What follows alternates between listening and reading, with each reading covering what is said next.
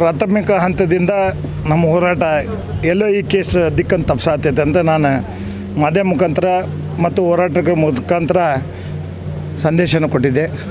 ಅವ್ರ ಹೋರಾಟಗಾರರು ಕೂಡ ಅದೇ ಬೇಡಿಕೆ ಇತ್ತು. ದೇಶವ್ಯಾಪ್ತಿ, ರಾಜ್ಯವ್ಯಾಪ್ತಿ ಎಲ್ಲ ರೀತಿಯಿಂದ ಎಲ್ಲ ಮಟ್ಟ ಎಲ್ಲ ವರ್ಗದವರು ಈ ಹೋರಾಟದ ಕೂಗು ಮುಖ್ಯಮಂತ್ರಿಗಳಿಗೆ ಮುಟ್ಟಿದೆ. ಆವಾಗ ಸರ್ಕಾರ ಎಚ್ಚರಿಕೆ ವಹಿಸಿ ಈ ಒಂದು ಸ್ಥಳೀಯವಾಗಿ ನಮಗೆ ನ್ಯಾಯ ಸಿಗಲಿಲ್ಲ ಅಂತ ನನ್ನ ಮನದ ಮಾತು ಅವ್ರಿಗೆ ಹೇಳಿದ್ದೆ. ಒಳಗಡೆ ನಡೀತಕ್ಕಂಥ ಸಂಚು ಯಾರ್ದೋ ಕೈಗೊಂಬೆಯಾಗಿ ಆಯುಕ್ತರು ಕೆಲಸ ಮಾಡತ್ತಾರಂತ ನಾನು ಮಾಧ್ಯಮ ಮುಖಾಂತರ ಹೇಳಿಕೆಯನ್ನು ಕೊಟ್ಟಿದ್ದೆ. ಮತ್ತು ಅದು ಸತ್ಯ ಇವತ್ತಿನವರೆಗೂ ನಡೀತಾಯಿದೆ, ಈಗೂ ನಡೀತಾಯಿದೆ.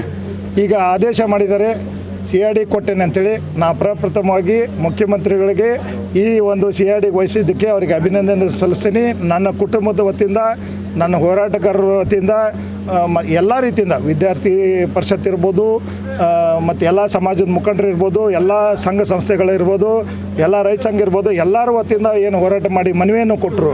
ಅದರಿಂದ ಈ ಫಲ ಈಗ ಮುಖ್ಯಮಂತ್ರಿ ಸರಿಯಾಗಿ ವರದಿಯನ್ನು ತಗೊಂಡು ಈ ಕೇಸನ್ನು ಏನು ಮಾಡಬೇಕಂತೇಳಿ ಅವರು ವಿಚಾರ ಮಾಡಿ ಇವತ್ತು ಆದೇಶ ಮಾಡ್ಯಾರ. ಸ್ವಾಗತಿಸ್ತೀನಿ.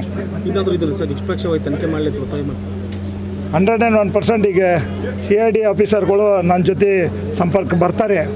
ಅವರು ಎಲ್ಲ ರೀತಿಯಿಂದ ಎಲ್ಲ ಆ್ಯಂಗಲ್ದಾಗ ಇವನ್ನ ರಿಪೋರ್ಟ್ ತೊಗೊಂಡೇ ಬರ್ತಾರೆ. ಅದ್ರಾಗ ಯಾವ ನಿಷ್ಕಳಂಕವಾಗಿ, ಯಾವುದು ನಿಷ್ಪಾತವಾಗಿ ತನಿಖೆ ಆಗಬೇಕು. ಅದ್ರಾಗ ಯಾವ ಲೋಪದೋಷ ಆಗಬಾರ್ದು. ಆರೋಪಿಗೆ ಗಲ್ಲಿಗೇರಿಸುವಂಥ ಶಿಕ್ಷೆ ಆಗಬೇಕು. ಓಪನ್ TV ಫುಟೇಜ್ ಇದೆ, ಸಾರ್ವಜನಿಕ ಬೇಡಿಕೆ ಇದೆ. ಅದಕ್ಕೆ ತುರ್ತು ನ್ಯಾಯಾಲಯ ಕೂಡ ಬೇಡಿಕೆ ಇದೆ ಸಾರ್ವಜನಿಕರಲ್ಲಿ. ನಂದು ಮನೆತಂದು ಕೂಡ ಇದೆ.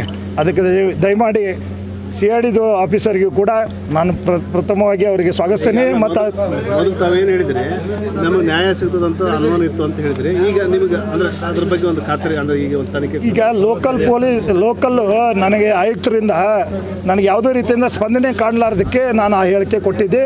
ಮತ್ತು ಇವತ್ತು ಕೂಡ ಈಗೂ ಸತ್ಯ.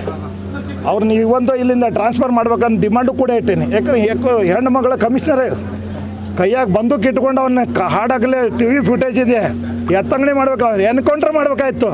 ಹಾಗೆ ಸುಮ್ಮನೆ ತನಿಖೆ ಮಾಡ್ತಾಯಿದ್ದೀವಿ.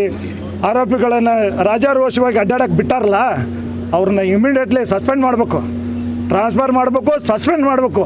ಇಂಥ ಅಧಿಕಾರಿಗಳು ನಮ್ಮ ನಗರಕ್ಕೆ ಬರಬಾರ್ದು. ದಕ್ಷ ಆಫೀಸರ್ ಬರಬೇಕು. ಬೇರೆ ದೇಶಗಳಲ್ಲಿ, ಬೇರೆ ರಾಜ್ಯದಲ್ಲಿ ಬೇಕಾದಂಥ ಮುಖ್ಯಮಂತ್ರಿಗಳು ಆದೇಶ ಬೇಕಾಗಿಲ್ಲ, ಏನಿಲ್ಲ. ದಕ್ಷ ಆಫೀಸರ್ನ ಹಾಕಿ ಏನು ವ್ಯವಸ್ಥೆ ಮಾಡಬೇಕು ಮಾಡಿದ್ದಾರೆ. ಅವ್ರನ್ನೆಲ್ಲ ಆ ರೀತಿ ಮಾದರಿಯಲ್ಲಿ ಬರುವಂಥ ಆಫೀಸರ್ ಬರಬೇಕಂತ ನಾವು ವಿನಂತಿ ಮಾಡ್ತೀವಿ. ಇವತ್ತು ನಮ್ಮ 5ನೇ